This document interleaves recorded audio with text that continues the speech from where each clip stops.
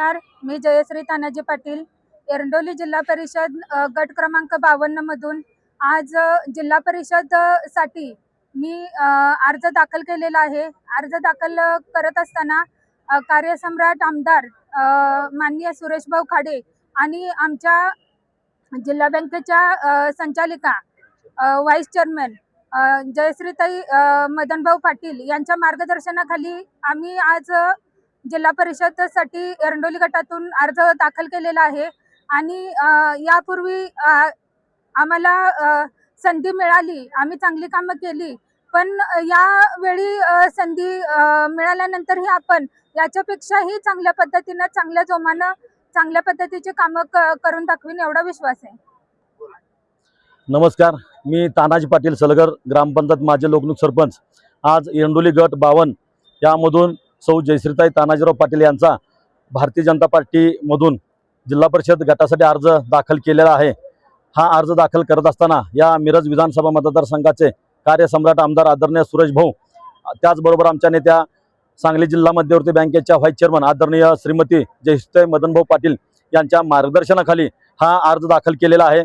याच्या पूर्वी 2012 ते 17 पंचायत समिती सदस्य सभापती, त्याचबरोबर 17 ते 22 जिल्हा परिषद सदस्य आणि 22 ते 27 सलगर गावच्या लोकनियुक्त सरपंच म्हणून सौ जयश्रीताई तानाजी पाटील यांनी चांगल्या पद्धतीचं कामकाज केलेलं आहे।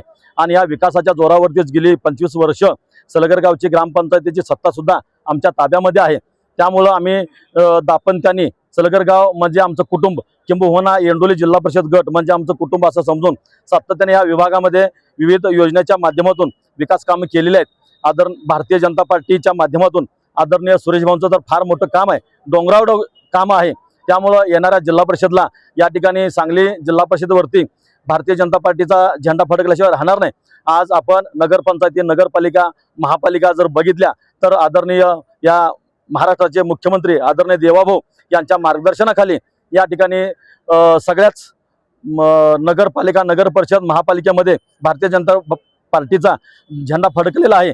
त्याच पद्धतीनं ह्या होऊ घातलेल्या महाराष्ट्रामधल्या सर्वच जिल्हा परिषदामध्ये आणि त्याच्यामध्ये सांगली जिल्हा परिषदेमध्ये बहुमतानं या ठिकाणी भारतीय जनता पार्टीची सत्ता आल्याशिवाय राहणार नाही। आणि या ठिकाणी आदरणीय सुरेश भाऊ आणि जयश्रीताई मदनभाऊ पाटील यांच्या मार्गदर्शनाखाली जो विकासाचा डोंगर आम्ही पूर्व भागात गावामध्ये केलेला आहे, तसाच विकासाचा डोंगर आम्ही पूर्व भागामध्ये करून दाखवून एक वेगळं मॉडेल या सांगली जिल्हा परिषदेमध्ये एरंडोली गट 52 हे एक वेगळं मॉडेल असेल एवढा मात्र विश्वास या अर्ज भरण्याच्या आणि निवडणुकीच्या निमित्तानं मी देतो।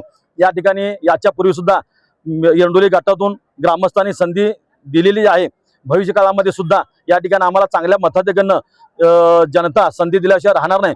आणि मला अभिमानानं सांगावं वाटतं की सांगली जिल्हा परिषदेमध्ये सगळ्यात जास्त मताधिक्याचा उमेदवार म्हणून एरंडोली गट आणि त्याच्यामधले उमेदवार सौ जयश्रीताई तानाजीराव पाटील असतील। आणि याच्यामध्ये शहाचा वाटा आमच्या कार्यकर्त्यांचा, त्याचबरोबर भाऊ आणि वहिनींचा असणार आहे। आज ह्या सगळ्या गोष्टी करत असताना आदरणीय भाऊनी सांगली जिल्हा किसान मोर्चाचा अध्यक्ष मला केलं।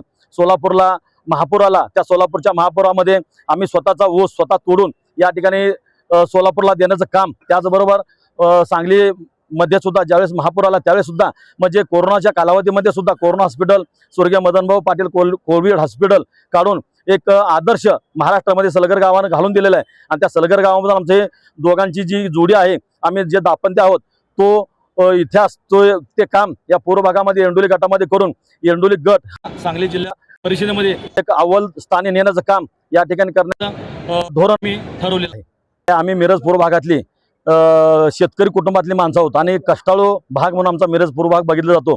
या ठिकाणी स्वर्गीय विठ्ठलदाजीने म्हैसळेला जन्म दिला, तर नंतर अजितराव घोरपडे असतील, शेंडगेबाप स्वर्गीय शेंडगेबाप असतील, सर्वांनीच या ठिकाणी या म्हैसळ योजनेसाठी काम केलं। पण अधिक काम उठावदार आणि चांगल्या पद्धतीचं कोणी केलं असेल ते आदरणीय कार्यसम्राट आमदार सुरेश भाऊनी केलेलं आहे। त्याचबरोबर या ठिकाणी भारतीय जनता पार्टीचा किसान मोर्चाचा जिल्हाध्यक्ष याची सुद्धा संधी मला भाऊनी दिलेली आहे, या पक्षाने दिलेली आहे। आणि म्हणून आपल्याला वाटलं की एकतर आमचा जन्म शेतकरी कुटुंबात झालेला आहे, किसान मोर्चाचा जिल्हाध्यक्ष आहे, त्याचबरोबर भाऊनी पूर्व भागाला पाण्याचं म्हैसळ योजनेची जी काय स्कीम आहे ती चांगल्या पद्धतीनं ताकदीनं चालू ठेवलेली आहे।